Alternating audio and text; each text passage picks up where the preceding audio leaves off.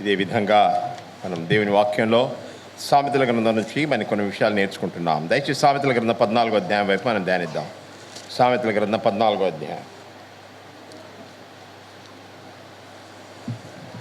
14వ అధ్యాయంలో పోయిన వారము మనం 19వ వచనం వరకు నేర్చుకున్నాం. అంతకుముందు వారము 6-7 వచనాల వరకు నేర్చుకున్నాం. అంటే ఆ మార్గం ఏదో కనుగొనడము, దేవుని మార్గం ఏదో కనుగొనడము, ఐడెంటిఫైయింగ్ ద వే. రెండవదిగా ఆ మార్గాన్ని అర్థం చేసుకోవడం, దేవుని మార్గాన్ని మనం అర్థం చేసుకోవడం ప్రాముఖ్యమైంది, దాన్ని గ్రహించడం ప్రాముఖ్యమైంది. ఈరోజు ఒక చర్యకు ప్రతిచర్య ఏ విధంగా ఉంటుంది, ఒక చర్యకు ప్రతిచర్య అనేది ఏ విధంగా ఉంటుందనే విషయాన్ని గురించి మనం నేర్చుకుందాం. సామెతల గ్రంథం 14వ అధ్యాయం మనము ఈ 20 వచనం నుండి 27 వరకు మనం చదువుకుందాం. 14వ అధ్యాయం 20 వచనం నుండి 27 వరకు. దయచేసి ఎవరైనా చదవండి.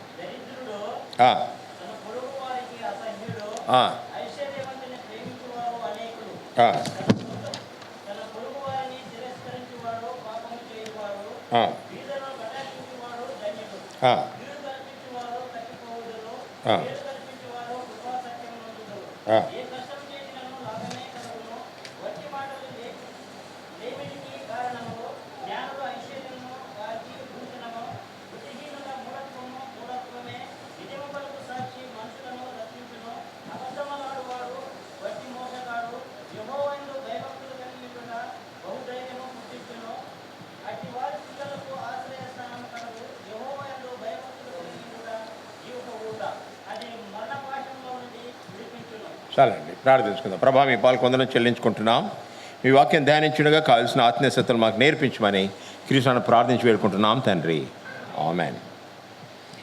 ప్రియులారా, ఇక 20-21 వచనంలో మనకు ఒక పొరుగువాడిని గురించి మాట్లాడుతుంటుంది. మన పొరుగువాడు, ఈ పొరుగువానితో మనం చూసినట్టయితే పొరుగువాణిని 2 విషయాలు ఉంటున్నాయి. వాడు పొరుగువాడు, వాడు దరిద్రుడు. అంటే వాడు బీదవాడు, ఏం లేదు వానికి, తక్కువ స్థితిలో ఉన్నవాడు. వీనితో మన దరిద్రుడు పొరుగువాడుతో నీ పక్కనే ఉన్నాడు, వాని వ్యవహారం ఎలాగా? ఇంకో విషయం చూస్తే మన సంఘంలో ఉన్నారు ఐశ్వర్యవంతులు, దరిద్రులు, కలిమిగినవారు, లేమిగినవారు. వారిని మనం ఏ విధంగా వారితో వ్యవహరిస్తాం? ఇక్కడ చూసినట్టయితే ఏనంటే దరిద్రుడు తన పొరుగువానికి అసహ్యుడు అని రాయబడి ఉంది. అంటే పొరుగువాడు కూడా ఒక దరిద్రుని ఏం చేస్తాడు? వాడు దూరం పెడతాడు. వాడు ఏం చేస్తాడు? దూరం పెడుతూ ఉంటాడు. దయచేసి 19వ అధ్యాయం 4వ వచనం చూద్దాం. 19వ అధ్యాయము 4వ వచనంలో, ధనము గలవానికి స్నేహితులు అధికముగా నుందురు, దరిద్రుడు తన స్నేహితులను పోగొట్టుకొనును. దరిద్రుడు,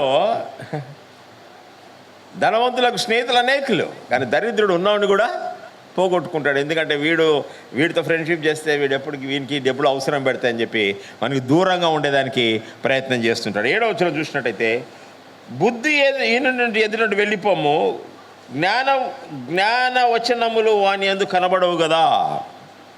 జ్ఞాన వచనంలో క్షమించండి, 19వ అధ్యాయం 7వ వచనం. 19వ అధ్యాయము, బీదవాడు తన చుట్టములందరికీ అసహ్యుడు, దూరస్తులగుదురు. ఇక్కడండి పొరుగువాని కానుంచి ఇప్పుడు ఎక్కడ పోయారు? ఇక్కడ తన బంధువుల దగ్గరికి వెళ్ళాడు, చుట్టాల దగ్గరికి వెళ్ళాడు.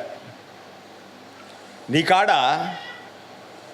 డబ్బు లేకుండా బీద స్థితిలో ఉంటే నీ చుట్టాలు కూడా నీతో మాట్లాడరు ఎక్కువ, నీ బంధువులు కూడా నీతో మాట్లాడరు ఎక్కువ. వాడికి అడిగిపోతుంది, ఎప్పుడు వాడు ఏదో ఒకటి అడుగుతాడు, మనం ఎందుకులే అని చెప్పి దూరం ఉంటాడంట. వాళ్ళకి అసహ్యుడంట, ఒరే వచ్చిడు రావడం మళ్ళా అన్నట్టుగా. బీదవాడు తన చుట్టాలు కూడా అసహ్యుడు అవుతాడట. అది దేవుని యొక్క వాక్యం చెప్తుంది. అయితే కానీ ఇక్కడ మనం చూసినట్టయితే అట్టి వానికి స్నేహితులు మరీ దూరస్తులు కుదరు, వానికి ఫ్రెండ్సే ఉండరు. వాడు వస్తే ఒరే వీడు వచ్చిండ్రా, వీనికి ఏమైనా మళ్ళీ అవసరం పడలేదేమో, మళ్ళీ ఏమైనా అడుగుతాడేమో అని పరిగెత్తూ ఉంటారు. ఇక్కడ ఈ పోలిక చూపిస్తుంటున్నాడు. బీదవాడు ధనవంతుడు, దరిద్రుని గురించి మనకు చెప్తూ ఉంటున్నాడు. ఇలాంటి యొక్క దరిద్రతలో ఉన్నవాడిని ఏం చేయొద్దంటున్నాడు? నువ్వు వాడిని చూసి అసహించుకోవద్దు. అసహ్యుడు అంటున్నాడు. అసహ్యుడు అంటే ఏంటి? పదా అన్నట్టుగా ఏంద్రా నువ్వు వెళ్ళిపో. ఒక అసహ్యుడు, అసహించుకునేవాడు, చీదరించుకోవాడు, దూరంగా ఉండేవాడు, వాడు ఆ విధంగా అలాంటి స్థితిలో ఉంటాడట. అలాంటి స్థితిలో ఉంటాడని దేవుని ఒక వాక్యం చెప్తుంటుంది. కానీ ప్రియులారా, చదవబడిన వాక్య ప్రకారము మనం చూసినట్టయితే ఇక్కడ ఏముందండి? మరలా మనం చూద్దాము 20వ వచనంలో, ఐశ్వర్యవంతుని ప్రేమించేవారు అనేకులు.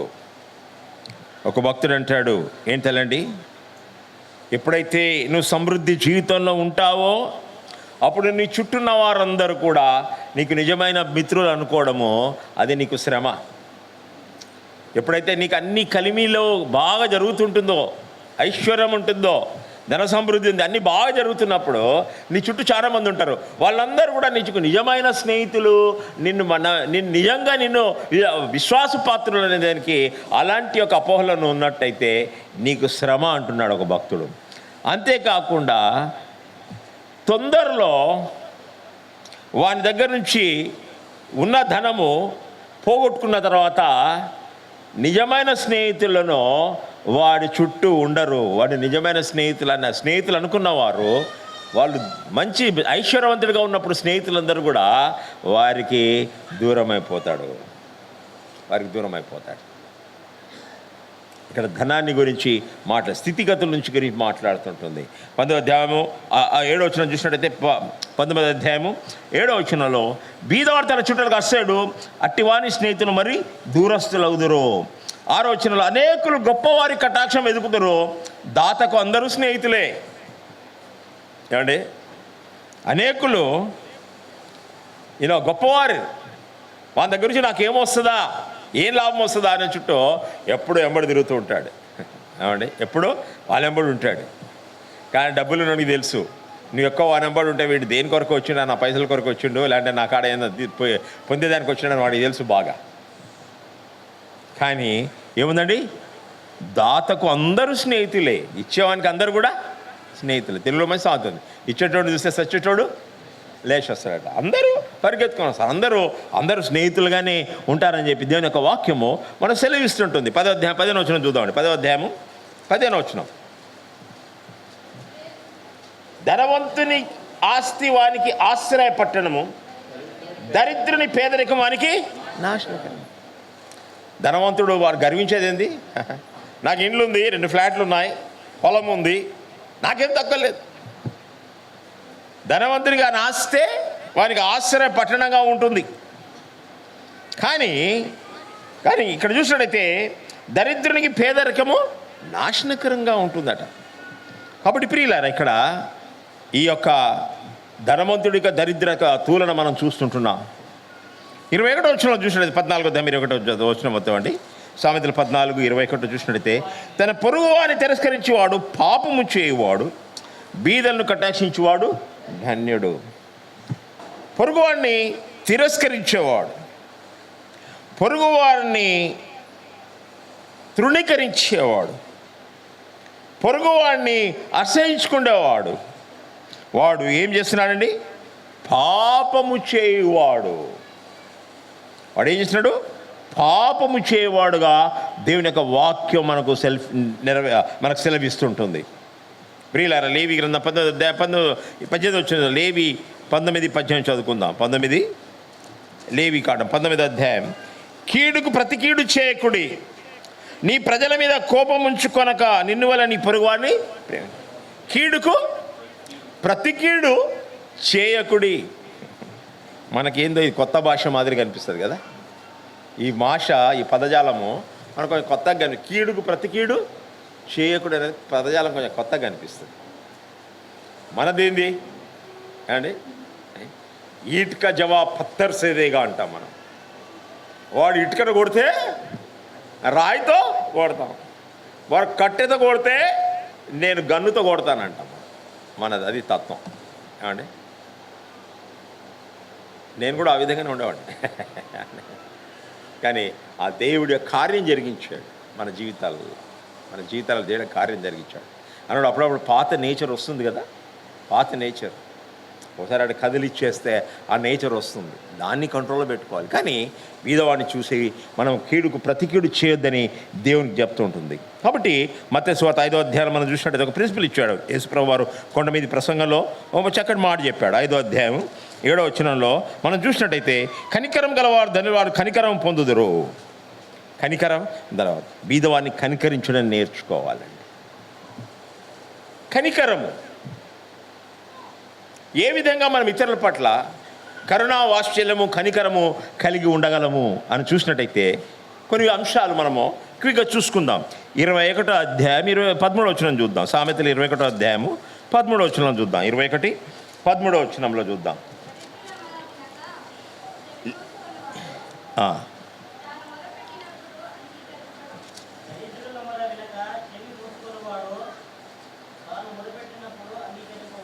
దరిద్రుల మొర వినక చెవి మూసుకొనువాడు. ఏమండి, దరిద్రులు బీదలు వచ్చారు, అయ్యా మాకు భోజనానికి లేదా, అన్నానికి లేదయ్యా, మా పిల్లలకు జ్వరంతో పడి ఉన్నారు, వాళ్ళకి హాస్పిటల్కి పోవడం డబ్బు లేదయ్యా, అంటే మా ఇంట్లో స్థితులు బాగాలేవు, మా నాన్న సీరియస్గా ఉన్నారు, మా అమ్మ సీరియస్గా ఉంది, ఆపరేషన్ అంటున్నారు, అయ్యా కొంచెం హెల్ప్ చేయండి అయ్యా అంటే ఆ మాటలకు నువ్వు చెవు మూసుకొని సరే సరే వెరీ గుడ్ మేము ప్రార్థన చేస్తానులేండి అని అక్కడ నుంచి నువ్వు తప్పించుకున్నట్టయితే ఏమంటున్నా అంటే అక్కడ మరో చదవడం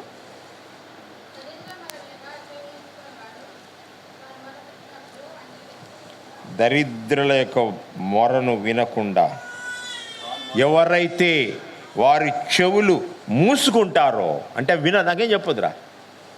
ఒకసారి ఇంకో మాట ఉంది, పెద్ద ఇంట్లో ఉంటే లేడని చెప్పండి, వాడు వచ్చిండా, వాడు పైసలకి వచ్చిండాడు, పరి వాడు లేదని చెప్పేసి వెళ్ళిపోమని చెప్పేసి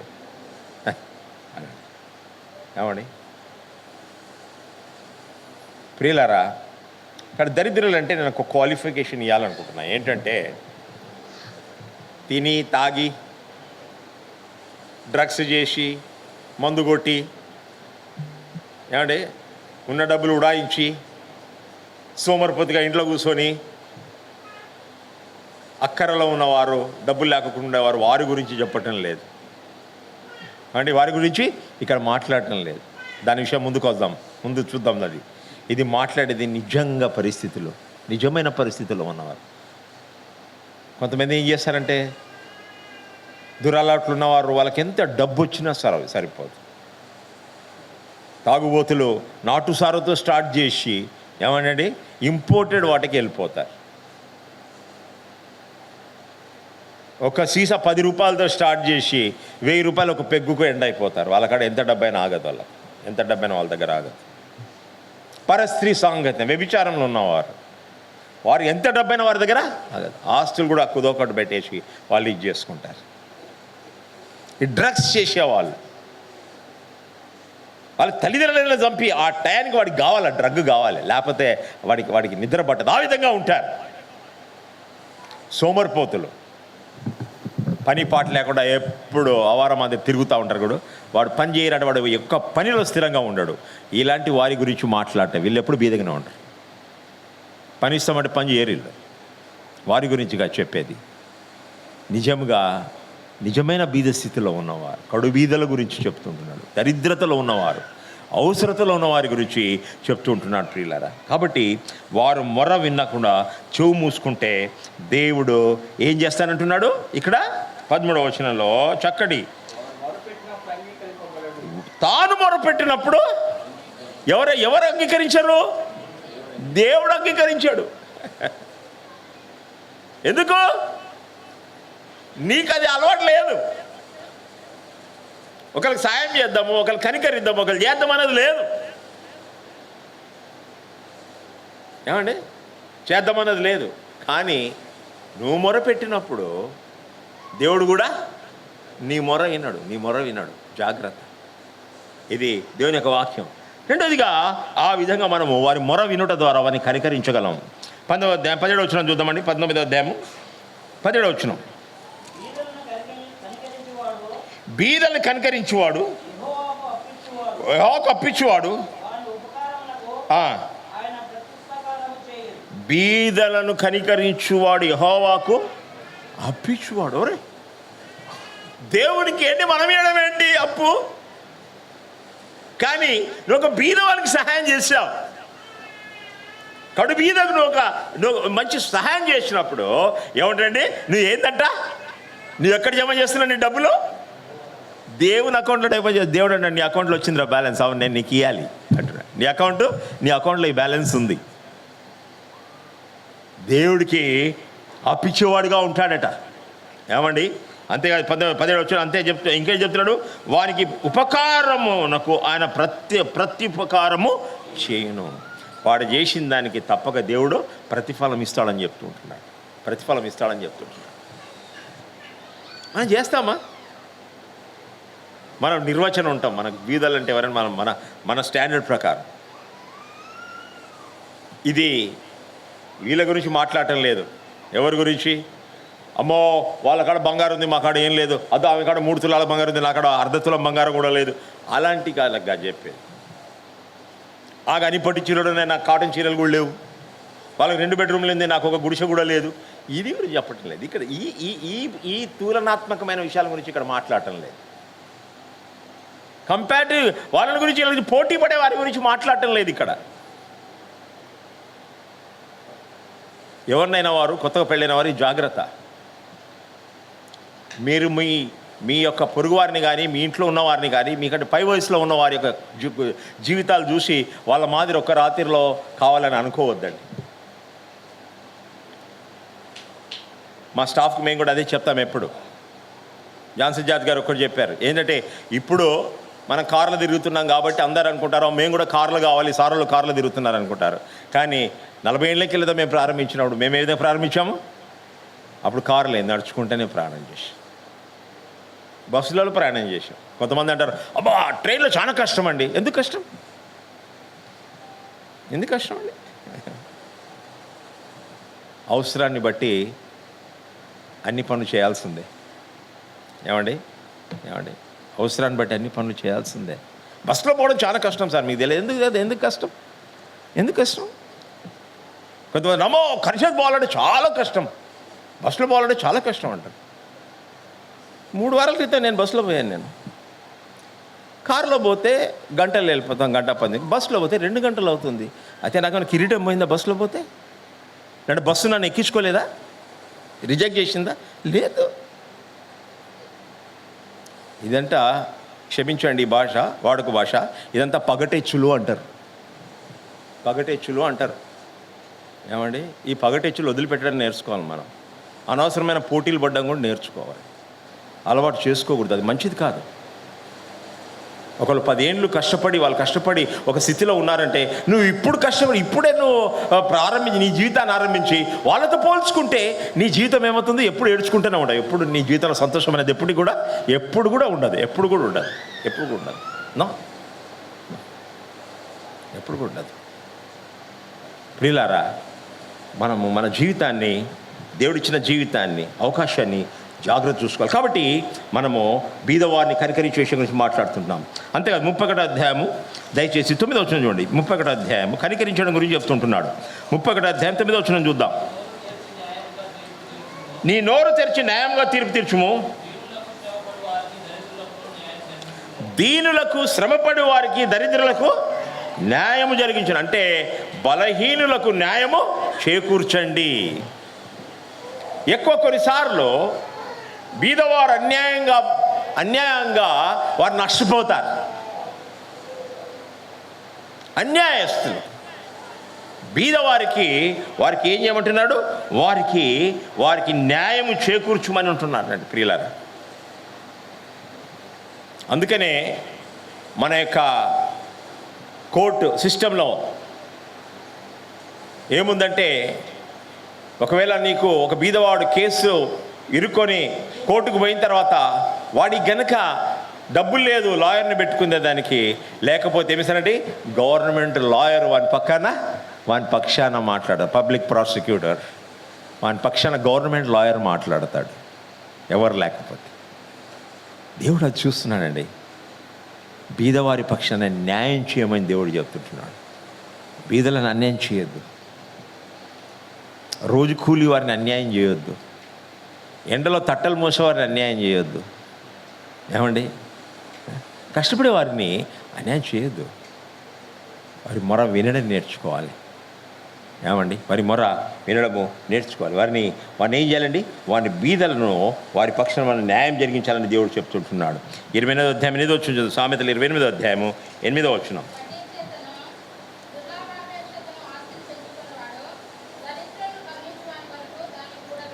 ఏమంటున్నాడండి ఇక్కడ, వడ్డీ చేతను దుర్లాభం చేతను ఆస్తిని పెంచుకొనివాడు.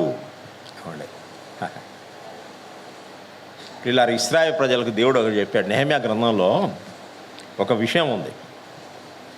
నెహెమ్యా గ్రంథంలో వాళ్ళందరూ కూడా, ఇశ్రాయేలు ప్రజలు గోడలు కట్టేదానికి పోయినప్పుడు వాళ్ళ కాడ కూడా ఇశ్రాయేలు ప్రజల్లో కూడా కొంతమంది బీదవారు ఉండేవారు. వారికి ఏం చేసిందంట, వాళ్ళు డబ్బులు ఉన్నోళ్ళు వాళ్ళకు వడ్డీకి ఇచ్చిందంట. డబ్బులు వడ్డీకి ఇచ్చి వడ్డీ వసూలు చేస్తుంటున్నారు. నెహెమ్యా ఏం చేశాడు అంటే, మీకు సిగ్గులేదా?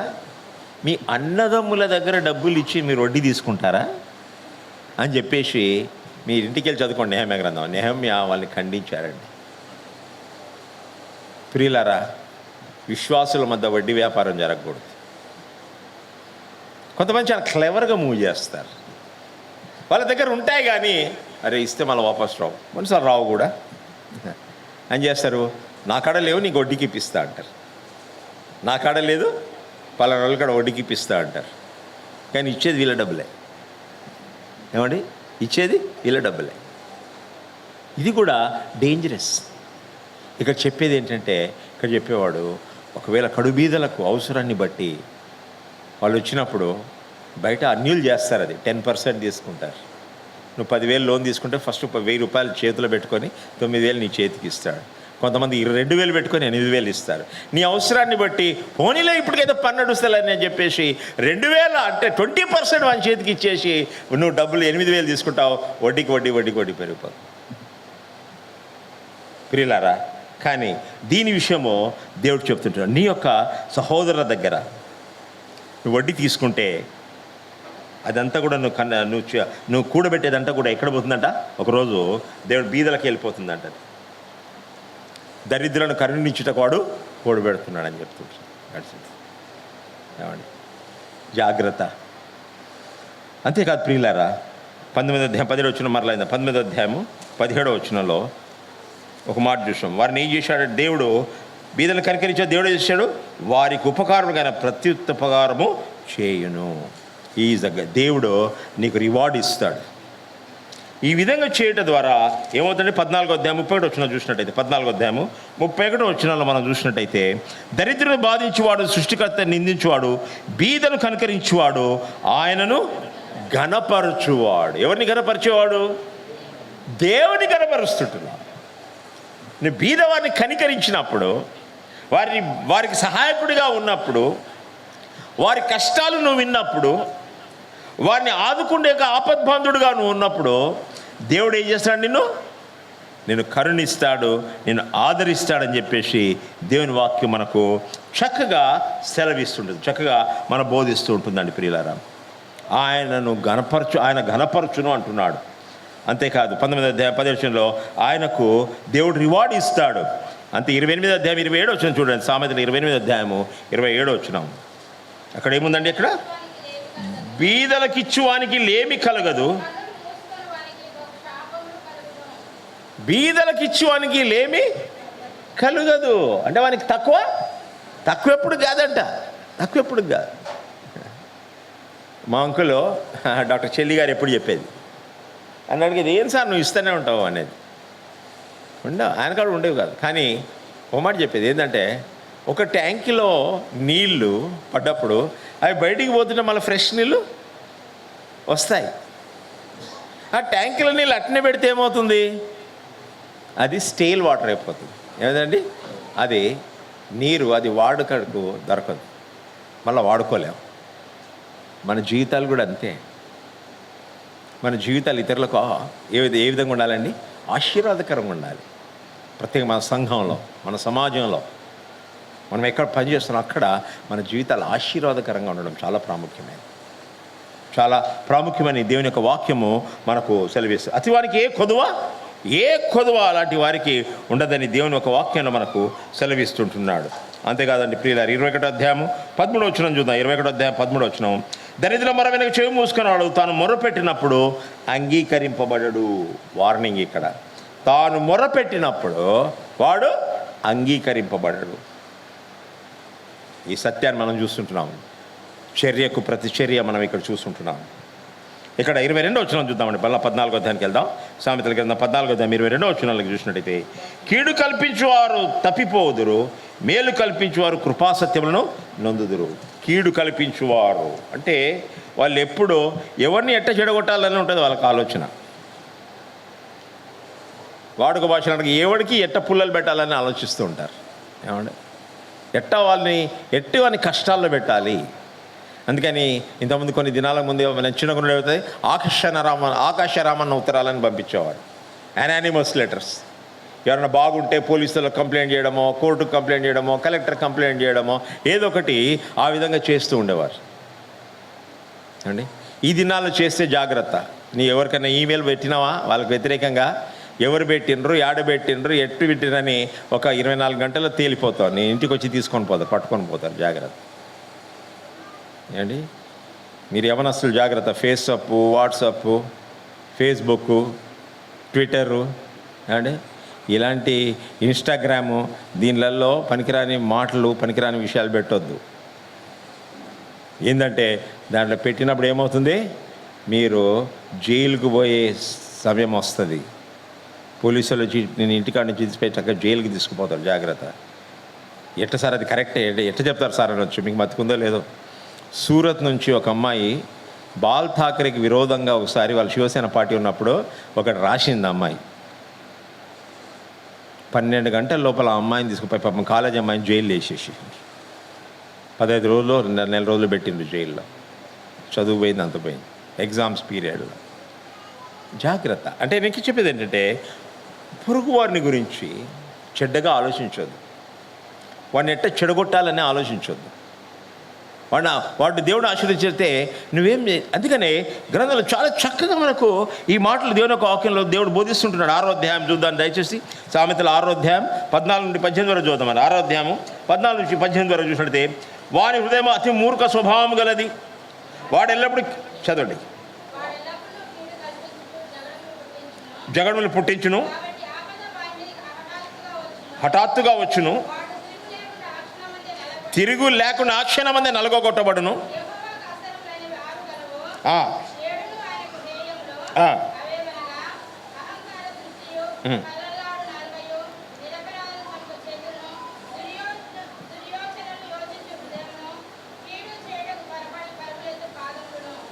అంతే.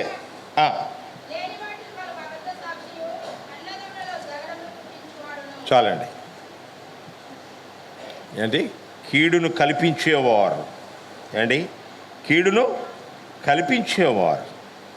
దురాలోచనలు ఎప్పుడు ఆలోచన, వీడిని ఎట్ట జరగొట్టాలనా అనే ఆలోచన. వాడు నిద్ర పట్టదు. ఎవరికైనా వ్యతిరేకంగా పనిచేయకపోతే వాడికి నిద్ర పట్టదు. అంతేకాదండి, అన్నదమ్ములకు జగడులు పుట్టించారు. ఇవన్నీ అసహ్యమైనవి. దేవుడు ఏమంటున్నాడు? నేను అసహించుకుంటున్నా అంటున్నాడు. కుటుంబ వ్యవస్థలో కూడా కొట్లాటలు పెట్టడం. అమ్మా సోదరులారా జాగ్రత్త. మీరేం పోయనక్కర్లేదు. చూడు, మా ఆయన నాకు ఇది కొనిచ్చిండు, నీకేమైనా కొనిచ్చిండా మీ ఆయన? ఆయన సంగతి ఆమె సంగతి చూసుకోండి. మీకెందుకు అది? మీకెందుకు? కొంతమంది ఇలాంటి విషయాలతో ఏం చేస్తారంటే, పెళ్ళైన తర్వాత కొన్నిసార్లు పిల్లల కుటుంబ విషయంలో కూడా ఇంటర్ఫియర్ అవుతారు కొంతమంది. బుద్ధిహీనత. ఏమ్మా బాగా చూసుకుంటున్నా, చీర పెట్టిండా లేదా? అట్ట చీర పెట్టిండా పండగకు, మొదటి పండగకు. ఏంటమ్మా మొదటి పండగకు అల్లుడుగా చీర పెట్టాల్సినది తల్లిగారు పెట్టాలి, మళ్ళీ మీరు పెట్టలేదే. ఏమండి, జాగ్రత్త. వాళ్ళు ఎంతో బంగారు ఉన్నది, నీకేం పెట్టలేదా, నీకు చేయలేదా? అమ్మ, అన్నదమ్ముల మధ్య కూడా చూడు, మీ మీ మీ అన్న చూడు ఎంత సంపాదించు, నీకే ఆడుంది, నీకేమైంది ఆ డబ్బు? నీకు ఇవ్వడం లేదు, వాళ్ళే బాగున్నారు. ఏమండి, అన్నదమ్ముల జగడములు డేంజరస్. అట్టి వారిని దేవుడు ఏమంటున్నాడు? యెహోవా ఏం చేస్తానంటున్నాడు? బాగా చూడండి ఆ వచనంలో, చూడండి, 14 వచ్చిన 15 చూడండి, 15, 16 చూడండి, క్లియర్గా చెప్తున్నాడు అక్కడ. 6వ అధ్యాయం కాదు, యెహోవా ఈ 6 సంగతులు 7 సంగతులు యెహోవా అసహించుకొనును. దేవుడికి నాసియేటింగ్ అంటాడు, అసహించుకుంటాడు. ఇలాంటి వాడిని సుమా, నువ్వు దేవుడు నిన్ను ప్రేమించేవాడిగా ఉన్నావా, అసహించేవాడిగా ఉన్నావా? ఒకసారి ఆలోచించుకో. చిన్న చిన్న విషయాలే కావచ్చు. అందుకని యాకోబు పత్రిక 4 అవయములు అన్నిటికంటే చిన్నదైనా అది సర్వ విశ్వానికి లోకానికి ఏం చేస్తుంది? అది చిచ్చుబెట్టును అంటున్నాడు. అగ్గిపుల్ల చిన్నదైనా ఏమవుతుంది? అది మొత్తం అడవిని కాల్చిపడేసేస్తూ ఉంటుంది. నీ మాటలు, నీ క్రియలు, నీ సూటిపోటి మాటలతో నువ్వు జాగ్రత్తగా ఉండండి. దేవునికి అసహ్యకరమైన విషయాలు క్రైస్తవులుగా మనం చేయకూడదని, క్రైస్తవులుగా మనం ఇలాంటి వారు 12వ అధ్యాయం 2వ వచనం చూడండి దయచేసి. సామెతలు 12వ అధ్యాయం 2వ వచనం.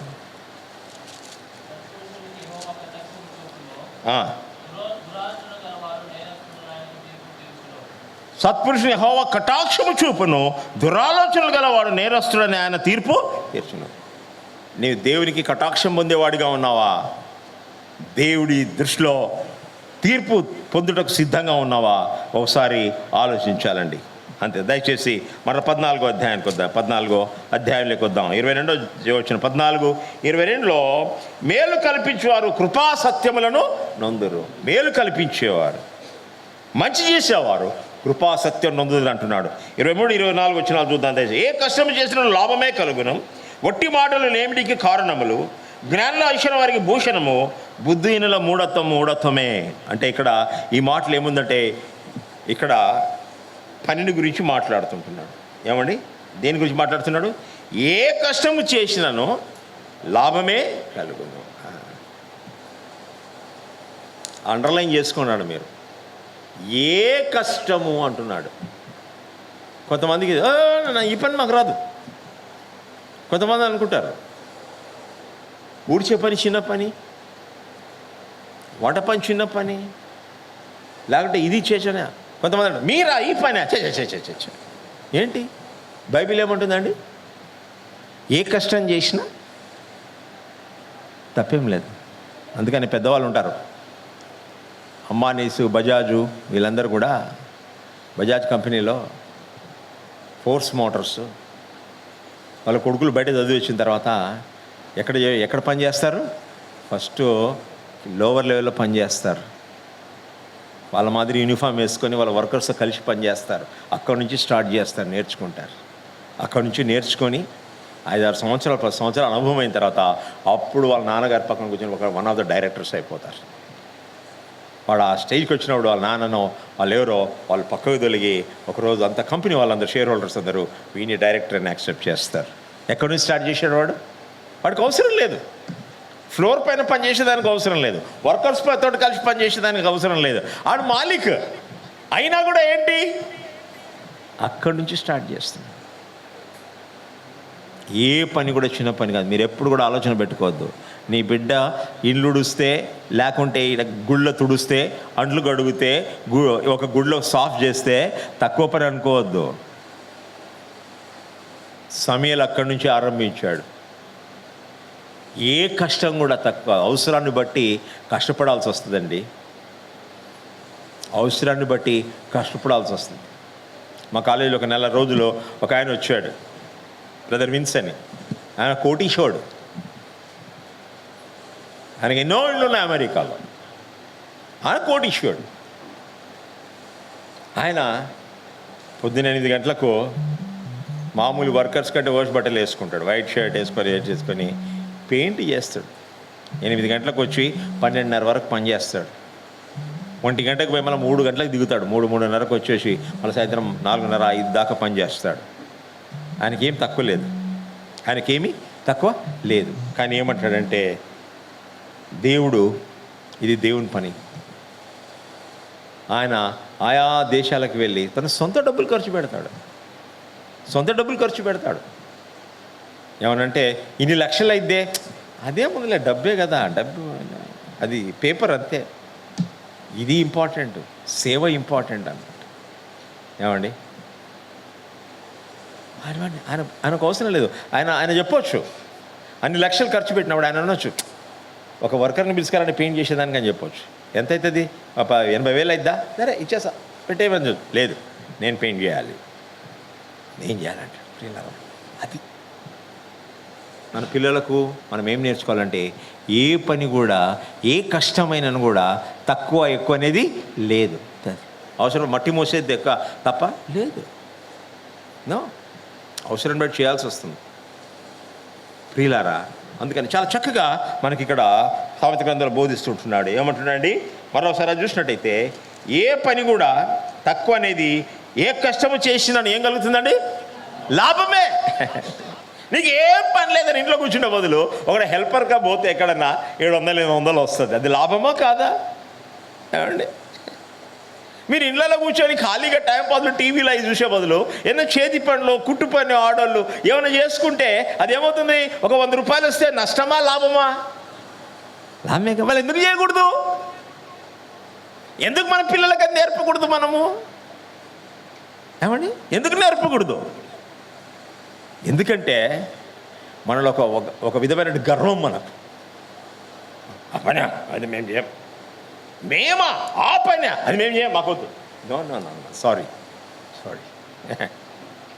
అదే. మా వీధిలో ఒక ఆమె వంట వండేదానికి వస్తుంది ఒక 2 ఇళ్లలో. ఆమెకు టైం ఉండదు, అందుకని ఆమె స్కూటర్ వేసుకొని వస్తుంది టైం టు టైం. ఈ టైం 12 to 1 వీళ్ళింట పని చేయాలి, 2 to 4 ఈడ పని చేయాలి అని చెప్పి ఆమె వాహనంలో దొరుకుతుంది. ఎందుకు స్కూటర్ వేసుకుంటుంది? టైం వెళ్తాయి, టైం టు టైం చేరుకోవాలి. ఆమె ఏం చేసింది? వంట పని చేస్తుంది. ఆ పని తక్కువ పనా? లేదు. ఆమె వస్తేనే పాపం ఇంట్లో సంతోషం వీళ్ళకు, లేకుంటే వీళ్ళు వండుకోలేరు ముసలోళ్ళు, వీళ్ళుగా ఊరికి ఉండాల్సి వస్తుంది. కాబట్టి ఆమె వచ్చి ఫ్రెష్గా 5 చపాతీలు చేసి చాలా సంతోషంగా తింటారు. నేను చెప్పడం ఏంటంటే ఇక్కడ ఏ కష్టమైన చేసేదానికి సిద్ధంగా ఉండాలి. సరే, మన సమయం అయిపోయింది, ముగించేద్దాం ఇక. సరే, దాని కింద ఇంకో వచ్చిన ఏమంటున్నాడండి? ఏమంటున్నాడు? ఏ కష్టం లాభమే, ఒట్టి మాటలు లేమికి. కొంతమంది ఊరిక మాట్లాడుతూ ఉంటారు. అమ్మో, మన తెలుగు అంటారు మాటలు కోటలు దాటిపోతాయి. మాటలతో ఏం కాదండి. ఆయన యాడున్నాడు సార్, మీకు తెలియదు, ఆయనకి ఏం లేకున్నది, ఇప్పుడు వచ్చి ఇక్కడ కాంట్రాక్ట్ తీసుకొని పెద్దగా అయిండు. మాకు కూడా చిన్న ఛాన్స్, కానీ మాకంతా మేము చేయలేకపోయినాం. మాకు ఛాన్స్ ఉన్నది, మాకు కూడా లైసెన్స్ వచ్చేది, కానీ మేము చేయలేకపోయినాం.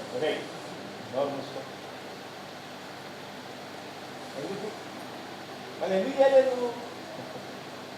నువ్వు కూడా ఆయన ఐశ్వర్యవంతులు కావాలి, వచ్చేదానికి అవకాశం ఉన్నది, మనం చేయలేదు. అప్పుడు నుంచి ఇప్పుడు దాకా ఊరికే గప్పాలు కొడుతూనే తిరుగుతుంటున్నాం, ప్రగల్భాలు పలుకుతూ తిరుగుతున్నాం. మాటలతో కాదు, క్రియలతో పని. అంటే ఇంట్లో కూర్చొని అనిల్ అంబానీని ఆలోచిస్తే కాదు, రోడ్డుపైకి పోయి పని చేయడం నేర్చుకోవాలి. మన యవనస్తులు చాలామంది మాటలతో కోటలు దాటేసే ప్రయత్నిస్తారు. జాగ్రత్త. You get any job, you do it. ఏ పని వచ్చినా చేయడం నేర్చుకోండి. ఆ పని కూడా నీ యొక్క అర్హతను బట్టి వస్తుంది. నువ్వు బీటెక్లో ఫెయిల్ అయితే నీకు ఐఐటీలో పని దొరకదు, నీకు మైక్రోసాఫ్ట్లో పని దొరకదు. 10th class compartmental, intermediate compartmental, బీటెక్లో అట్టిట పాస్ అయిపోతే నీకు ఇన్ఫోసిస్లో పని దొరకదు. ఎందుకంటే ఇన్ఫోసిస్ రిక్వైర్మెంట్ 60% 10th ఉండాలి, 60% ఇంటర్మీడియట్లో ఉండాలి, డిగ్రీలో 60% ఉండాలి. అప్పుడే నీకు ఫెయిల్ అయితే నీకు దొరకదు. నువ్వు డోంట్ అప్లై అంటారు వాళ్ళు డైరెక్ట్గా. అది వాళ్ళ స్టాండర్డ్, విప్రో ఇన్ఫోసిస్ స్టాండర్డ్. ఏమండి, నీ అర్హతను బట్టి, నీ కష్టాన్ని బట్టే నీకు జాబ్ దొరుకుద్ది, ఊరికైనా దొరకదు. జాబ్ సంపాదించుకున్నవాడు వాడి లోపల వనరు ఉంది, వాడి లోపల యోగ్యత ఉంది కాబట్టి సంపాదించుకున్నాడు. నువ్వు సంపాదించుకోలేవు. కానీ వాడిని చూసి నువ్వు ఏడిచి ఊరికే లేని పని ప్రగల్భాలతో టైం వేస్ట్ చేయొద్దు అని ఇక్కడ చెప్తుంటుంది. ఒట్టి మాటలు, ఖాళీ మాటలు, గాలి మాటలు. ఒట్టి మాటలు అంటే గాలి మాటలు. ఏమండి, 10వ అధ్యాయం 4వ వచనం చూడండి దయచేసి. 10వ అధ్యాయం 4వ వచనం. బద్ధకముగా పనిచేయవాడు దరిద్రులగును, శ్రద్ధ కలవాడు ఐశ్వర్యవంతుడగును. బద్ధకముగా పనిచేయవాడు ఒకరోజు పోతాడు, పరక రోజు పోడు వాడు. ఒకవేళ పొరపాటు వాడిని పిలిస్తే కూడా ఏంది, వాడిని పిలిస్తే వాడు చెడిపోయేది కాక ఇంకోళ్ళు కూడా చెడగొడుతుంటాడు. అరే ఎత్నా క్యూ కామ్ పడతారు, బెట్ ఆరామ్ కర్ చాయ్ కట్టా మాగా జాయింగే చలో, చాయ్ టైం ఎంత పెద్ద అరే అదే సార్. అరే ఆయనకి ఏమైనా ఇంట్లో కూర్చున్నాడు, ఆఫీస్లో కూడా ఆయనకి మన కష్టం ఏం తెలుసు రా ఊరికే ఎందుకు ఊరికే అని పని చేసేవాడిని చెడగొడుతున్నాడు. దాని జడకోతి వనం వల్ల చెడిచింది అన్నట్టుగా. ఆడు చెడిపోయేది కదా, బద్దకొస్తుడోడు, పనికి రానోడు. వాడిని పెట్టుకుంటే పనులు ఎప్పుడుగా ఉన్నోడు కూడా చెడిపోతాడు. జాగ్రత్త. వాడు దరిద్రుడగును అనుంది బైబిల్. ఏమంటే వాడు ఒకరోజు 2 రోజులు పని దొరకదు, మళ్ళీ పని దొరకదు. ఎవరు పెట్టుకోడు పని. అందుకనే మా దగ్గర పనిచేసే వాళ్ళకి చెప్తాం, ఎవరే కానీ ఏ పనైనా చేసేదానికి సిద్ధంగా ఉండాలి. మా దగ్గర ఒక బ్యాంక్ మేనేజర్ ఉండేవాడు, ఆయన కొడుకు ఉండేవాడు. ఆయన మేనేజర్గా, ఎస్బీఐలో మేనేజర్గా పనిచేసేవాడు. ఆయన కొడుకు ఆయన డిగ్రీ అయిన తర్వాత కూడా చెప్పిండు, ఒరే ఇట్రారా అని చెప్పిండండి వాళ్ళు. ఆయన ఎక్కడైనా ఇంటర్వ్యూ పోతే ఏం పని చేస్తారు అంటే, ఏం పనైనా చేస్తా సార్ అని చెప్పురా అని చెప్పిండు. ఏమన్నాడు, ఏం పనైనా చేస్తా. चपराशी से लेकर कौन सा भी काम बोलो सर मैं करने के लिए तैयार అంటే నీకు జాబ్ దొరుకుద్దిరా, లేకుంటే నీకు దొరకదు అని చెప్పాడు. అది కొంతమంది నా జాబ్ ఇదే, ఇద్దపని నేను పక్కా జరగనము, ఇదే నా పని. కంప్యూటర్ అంటే కంప్యూటరే అండి, టీచింగ్ అంటే ఓన్లీ టీచింగ్ అంతే. మాకాడ నర్సర్ మాలని పిలిచాను, టీచర్ ఒకటి అడిగాను, మీరు కాలేజీకి ఏ విధంగా సహాయం చేయగలరు అని అడిగాను నేను. కాలేజీకి మీరు ఏ విధంగా అంటే క్యాంపస్లో ఏ విధంగా మీరు సహాయం చేయగలరు అని అడిగాను. కొంతమంది కొంచెం జవాబు చెప్పారు. మేము చెప్పాము ఒకటే విషయం, ఓకే వారానికి ఒకసారి కాలేజీలో సోషల్ వర్క్ చేయండి అని చెప్పాను. తుడ్చడము, ఊడ్చడము, కడగడము, చేయడము. అమ్మో బహుశా కొంతమంది అనొచ్చు, ఎందుకంటే మేము ఇంత చదువుకున్నాం, మాస్టర్ డిగ్రీ మాకు ఈ పని పెట్టాడు. అంతే కదా, ఏ డిగ్రీ చదివినా ఇంట్లో పని చేసుకోవాల్సిందే కదా, ఏ డిగ్రీ చదివినా ఇంట్లో పని చేసుకోవాల్సిందే. తప్పదు, అది తప్పదు. కొంతమంది అమెరికా గురించి కలలు కొంటుంటారు, ఇంగ్లాండ్, అమెరికా, కెనడా గురించి. ఆడికి పోతే ఇక్కడ పని చేయని వాళ్ళు, బద్దకస్తులుగా ఉన్న వాళ్ళు ఆడికి పోద్దండి దయచేసి, తొందరగా వాపసు వచ్చేస్తారు. అక్కడ అన్ని పనులు అందరూ చేయాల్సిందే, అక్కడ అందరి పనులు అన్నీ చేయాల్సిందే. భార్య భర్తలు కలిసి పని చేసుకుంటేనే అక్కడ సంసారం బాగా జరుగుతుంది, లేకుంటే వారి మధ్యలో వివిధాలు వస్తాయి. సరే, పనిలో ఈ పని తక్కువ, పని ఎక్కువ. 10వ వచనం చూడండి దయచేసి. 10వ వచనం, 10వ అధ్యాయం 10వ వచనం.